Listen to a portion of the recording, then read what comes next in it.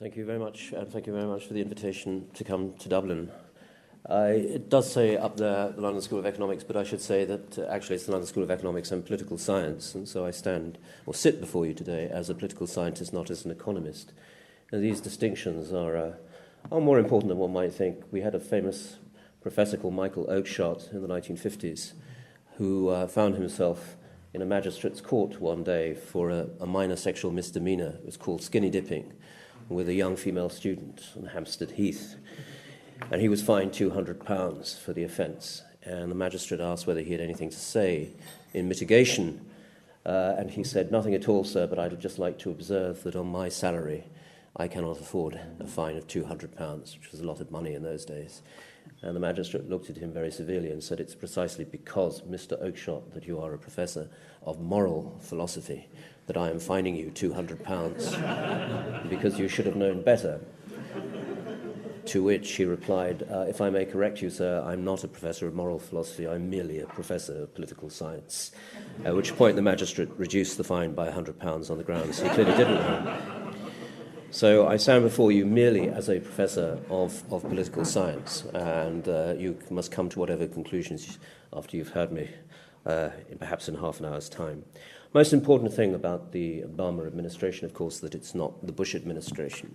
But we must remind ourselves there were two Bush administrations. The good Bush administration, 2006 to 2008, some of whose cast of characters are still in the Clinton administration. I'm thinking, of course, of the Defense Secretary Gates.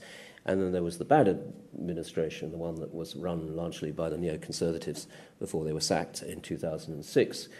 But both of them were not particularly good because we must see them within the context, as we must also see the Clinton administration within the context of what we call the Unipolar moment, that moment in the world at the end of the Cold War, when the United States effectively decided it could do what it wanted, largely because it lived in what we academics call a permissive environment. That's an environment in which it didn't require anyone's permission to do anything. That permissive environment has gone, the unipolar moment has gone, and that's the context within which one should see the new tone or the new style. At the moment, as we see from the debacle in Chicago a few days ago, it is still a style in the Obama administration. There hasn't been a great deal of delivery, but we hope that the delivery will come through in due course. One has to obviously set the tone before you can shift the policy. I just want to say something about the state of transatlantic relations in this period between the second Clinton administration, which was extremely unilateralist. You may remember Madeleine Albright's great mantra, multilateral if possible, unilateral if necessary. We are the country that sees further than any other, and therefore we take it upon ourselves to fight wars in Kosovo with or without Security Council resolutions. It doesn't really matter. It was all there in the last years of the Clinton administration, without perhaps the neoconservative ideology. That's a different thing. But I do urge you to remember that the unipolar moment encompassed two administrations, not just one. Three things, I think, three failures of the West in this period. One was the failure of leadership. The West liked talking about, the West used to say or claim that it liked to speak for the international community. I remember Willy Klaus, when he was NATO Secretary General. He's the one that everyone forgets, you may recall, because he wasn't NATO Secretary General for very long. He was removed in rather humiliating circumstances, but he was the one who said, over the wretched fallout on the Bosnia affair, when relations between the US and Europe were as bad as they were in the run-up to the Iraq War in 2002. People also forget that, of course. That if we fail in Bosnia, then the international community's credibility is on the line. Because no one actually appointed the West to speak for the international community, it does tend to arrogate for itself the right to speak for this community, which to some extent it feels it's largely put together itself. And this is why the present, perhaps it's not the present financial crisis, perhaps we're coming out of it, was greeted with such glee around the world, from Iran to Russia, on the grounds that the West had finally got its comeuppance. You may remember the Russian Foreign Minister Lavrov saying that the West has lost its control over the globalization process. This was a Russian perception that things are now going to have to be different. The West is going to have to share. You know, the G8 goes and the G20 comes in, and to a certain extent I think that has happened. So that's one point I would make. Just to remind you what we're talking about, and the unipolar moment was very bad for the Europeans. I would say it was worse for the Europeans than it was for the Chinese, the Indians, or anyone else. Here's a quotation from Karl Rove, Bush's chief political advisor, at the time of the Iraq War. "We're an empire now, and when we act, we create our own reality. And while you're studying that reality," and that's addressed to the Europeans, by the way, "while you're studying that reality, judiciously, we hope, we'll act again, creating other new realities, which you can study too. And that's how things will sort themselves out. You see, we are history's actors, and you will be left to just study what we do." That's unipolarity. It doesn't get better than that. And of course, it's one thing to be on the outside looking in at the Americans making history for everyone, but you can imagine how frustrating it was to be Tony Blair on the inside looking out, in the case of Iraq, trying to make policy and finding that one's voice was essentially ignored. This largely, of course, I think centers around the understanding of American exceptionalism. You may remember Sarah Palin's speech when she accepted the nomination. She mentioned exceptionalism 5 or 6 times. You're all exceptional Americans. We're an exceptional country. These are exceptional times. The problem with exceptionalism is that it leaves you without the allies you need, in the case of a country like Iraq, the influence you need in the case of a country like Iran, and without any notion of risk, the risks that you're actually incurring, and that was certainly the case of Wall Street. So what the Obama administration has promised is a new style of leadership that is no longer American exceptionalism, but in a sense American exemplarism, to set an example at home, to get things right at home, so that America's moral leadership will be based and predicated on what it actually achieves, that one would actually want to copy the American model and not be forced to do so, whether you want it or not. The second failure was a very moral one. It was a complete collapse of moral authority in the Western world. You may remember President Bush's press conference shortly after the beginning of the invasion of Iraq, when he was asked by some journalists, "Mr. President, do we have international law on our side?" And he said, "Whoops, I didn't think of that. Better check with my lawyer." A rare moment of candor. And of course, if you don't have international law on your side, you tend to get Guantanamo Bay and waterboarding and extraordinary rendition and everything else. That largely goes, I think, with what George Soros calls democratic messianism. That is, that if you think you've got God on your side, who needs the United Nations or international law? And that democratic messianism is very, very deep. It runs very deep in the American psyche. Just 2 little vignettes. You may remember in the first of the 2 battles for the city of Fallujah in 2004, the one in April, not November, the Marines, just before they went in, were told by their chaplains that they were tools of God's mercy. You won't find British Army chaplains referring to British soldiers as tools of God's mercy, but then British chaplains haven't referred to God for a very, very long time. They're all Church of England, and as you know, the Church of England is very flexible on these matters. Or General Mattis, soon to be disgraced but now being rehabilitated, who said to his soldiers, you must use the solitude of the Iraqi desert to strengthen your faith in God. Another interesting concept. But the point, I think, is twofold about moral leadership. First, primacy doesn't come cheap. In other words, if you want to claim a semi-constitutional right to restrain the bad guys, and the bad guy was certainly Saddam Hussein, and the United States is the only country still, as we know in Iran, that can actually do anything to restrain bad guys. If the Americans choose not to, no one else is going to do so. That is the reality of international politics. Then it's very important that in terms of supply-side economics, you create a demand for your services. In other words, you don't supply a service for which there's no demand. And unfortunately, in 2003, there was no demand for the invasion of Iraq. That was the problem. So you've got to go out and create your own market. And the second point about American ideology is that too much emphasis was put on the idea that you can trust the exercise of American power. The whole point about the American Constitution is checks and balances, that you can't trust anyone. That's what the Founding Fathers understood, and therefore you have the checks and balances. So why should you have checks and balances in domestic politics, but assume there don't have to be any checks and balances in international politics, simply because you're going to behave better internationally than you might at home? This question of trust was something that Colin Powell used to stress a lot. I'm afraid trust doesn't do it. And that trust has largely gone, and Obama's trying to restore that trust, but within the idea of checks and balances. In other words, within the context of international law, within the context of the United Nations, within the context of G20 and multilateral initiatives. So that lesson has been learned. And the third, I think, and most appalling failure was a lack of vision, which meant the absence of strategic thinking. What do I mean by strategic thinking? Well, my students often say, Professor, what is strategy? And I say, well, do you remember when Britney Spears shaved off all her hair? And her agent was asked by a journalist, had Britney been planning this for some time, or did she do this on the spur of the moment? And the agent replied, oh, look, Britney doesn't do strategy. So strategy is not doing things on the spur of the moment and thinking through the consequences of your actions, even if this means delaying what you do and how you act. And essentially, we haven't been thinking through the consequences of our actions because in a permissive environment and unipolar world, A, there are no consequences, and B, you can live with them if there are.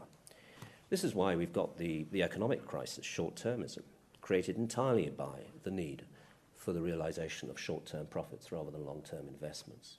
Do you know what the investment, the ratio of long-term to short-term speculative capital was in 1973? 9-1. Today, that proportion has been entirely reversed. There's a saying on Wall Street that a long-term investment is a short-term speculation that's gone horribly wrong. That tells you a lot about Wall Street and tells you a lot about Afghanistan and Iraq. They were both meant to be very short-term speculations. They have become long-term investments, and they're going horribly wrong.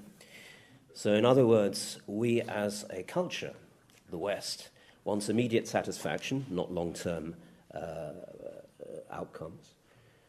We want to secure today rather than secure tomorrow. We're fascinated by beginnings and bored by endings, but politics, and particularly war, is about endings. Very easy to begin wars, very difficult to end them.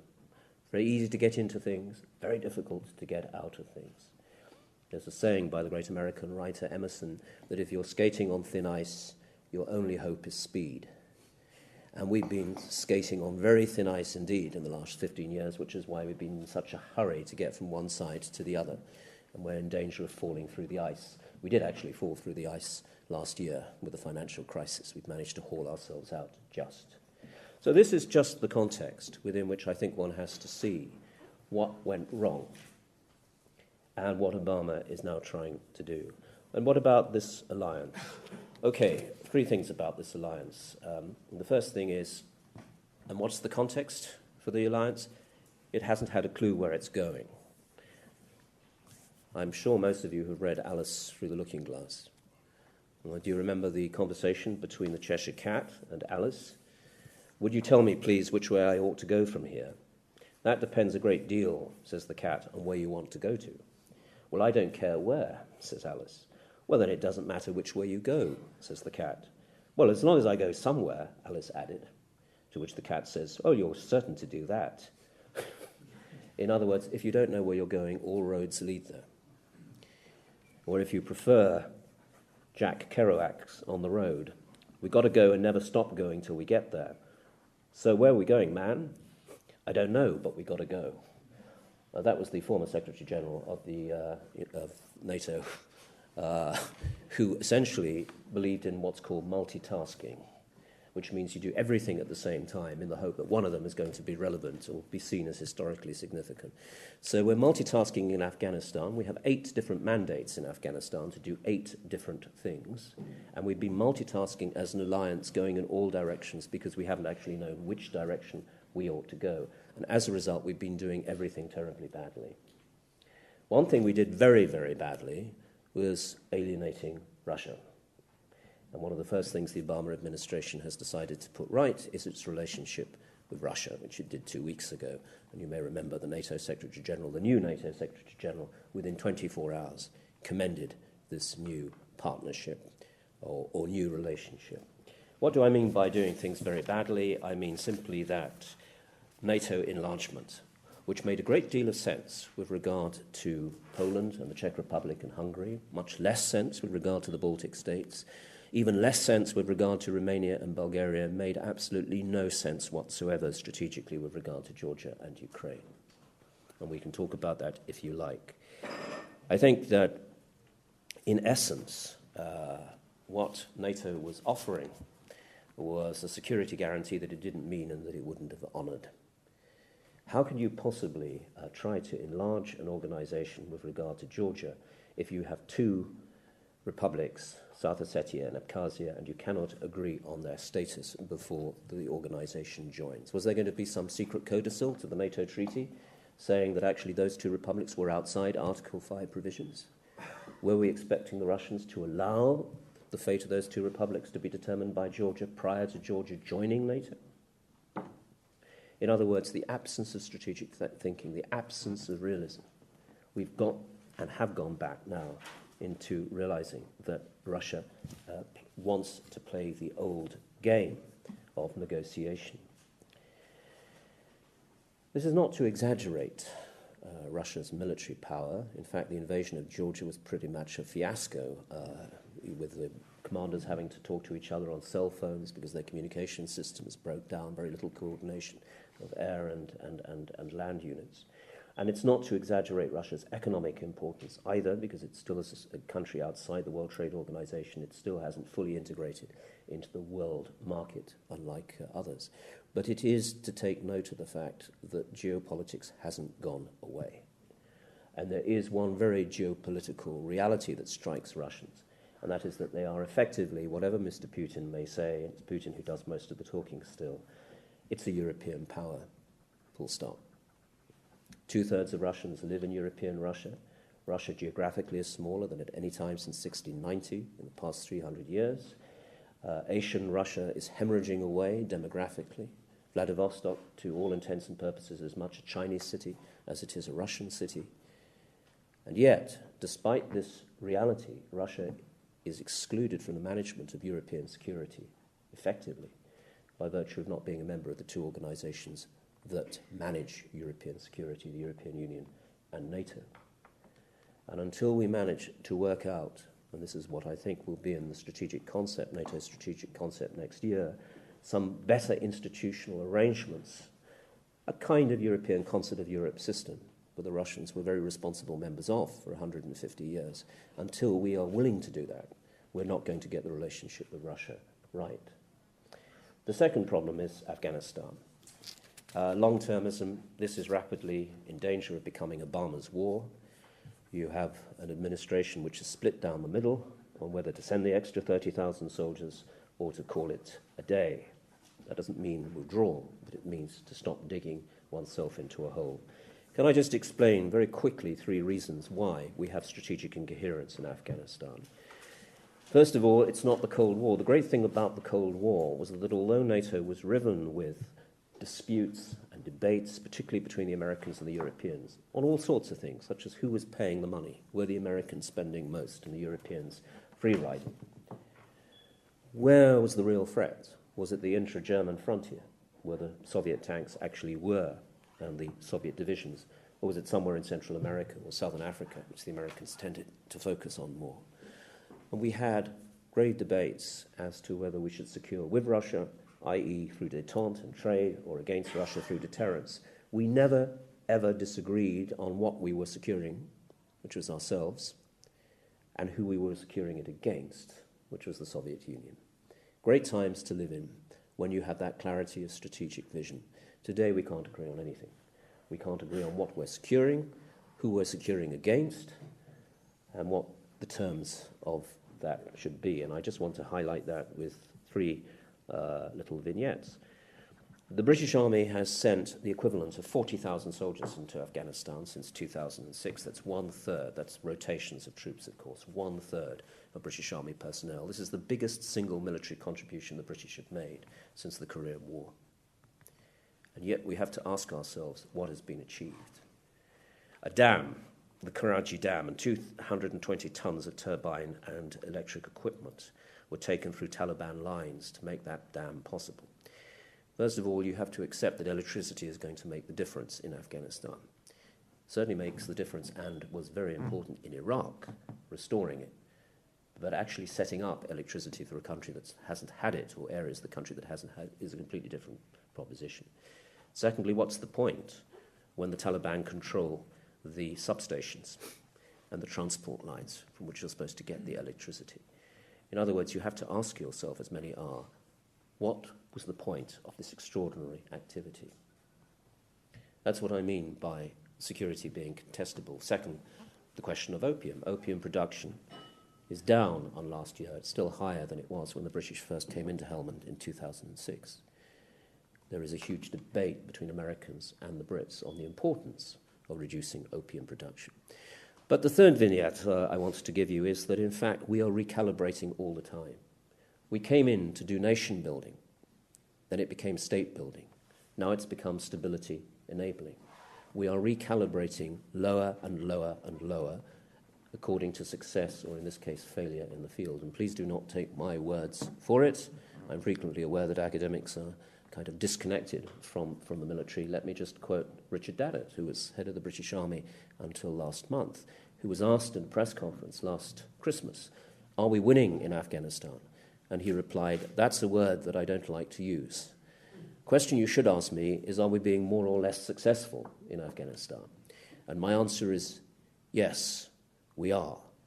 And then he added, as a rider, "Of course, it depends how you define success."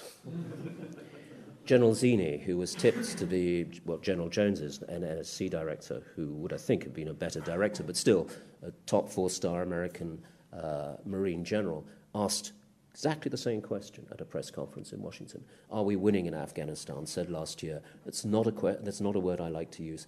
I would prefer you to ask, are we making progress or not? And the answer is yes, we are making progress, however you care to define progress. It's fascinating that two generals, British and American, exactly the same month, totally different in all respects, are, in a sense, thinking of Afghanistan as a tactically driven war, not a strategically driven one. Because the strategic objectives are being made up according to success or failure in the field. Now, this is the reverse of what is supposed to happen in war, but it is happening for good or ill. Third point I would make, strategic concept. We have one in 2010, possibly 2011. What will be in it?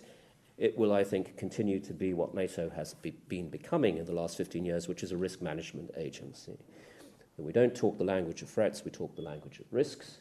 We manage those risks, we cannot eliminate those risks because the cost of eliminating them is something that we cannot conceive. And the consequences of trying to eliminate it are in themselves pose greater risks. What should NATO be in the future? I think what it's doing in the Gulf of Aden, Operation Active Provider, the anti-piracy unit, is extremely useful. It's exactly the kind of thing that NATO should be doing in the future. Cyber terrorism, to prevent any more cyber attacks on NATO members like Estonia in 2007, that's going to be in the concept paper.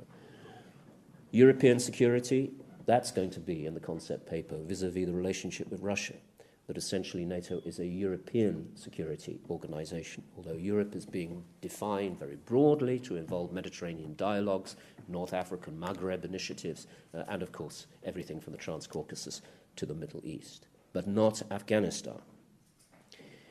Afghanistan will be the last war that NATO ever fights, because as an organization it is not fitted to fight a war.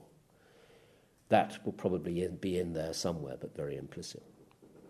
You asked me to say a few words about the Anglo-American partnership, or the special relationship, as we Brits like to call it. Let me be very brief, just 5 minutes. Has it ever existed? I very much doubt whether it has. Dean Acheson once struck out of a cable that ended on his desk in 1950 when he was Secretary of State a reference to Britain as a partner, and he crossed that out and substituted the word ally. And then, when pressed, he said it was a very close ally.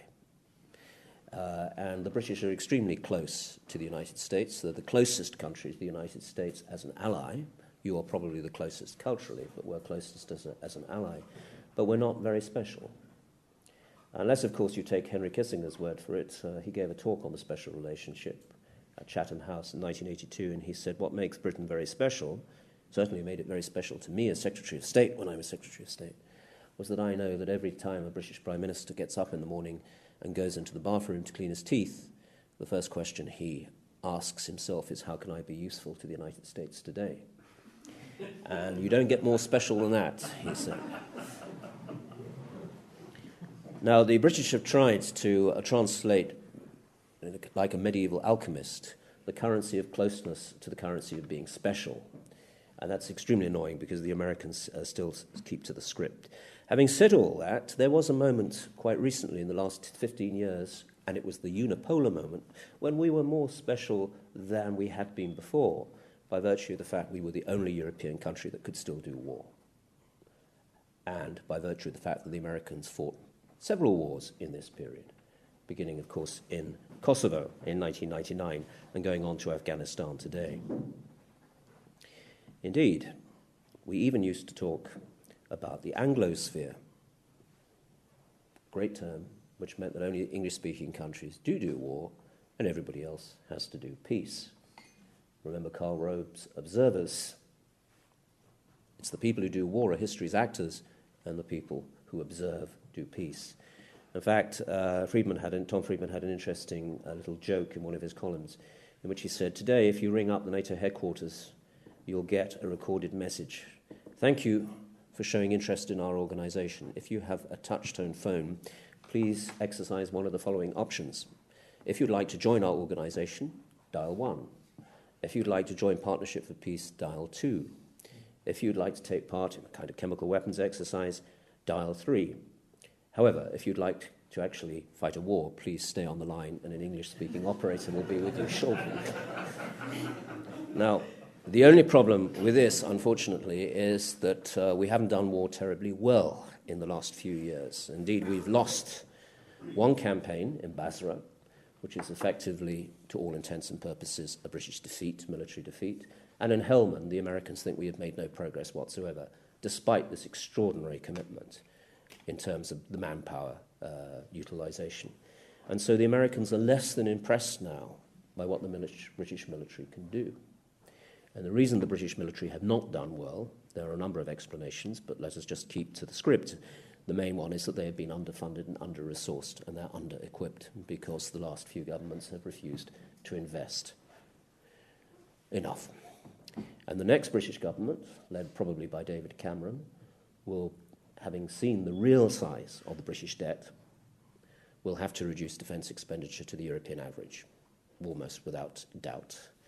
And once we do that, we'll be out of the war business, effectively. So I think the special relationship is in its last days.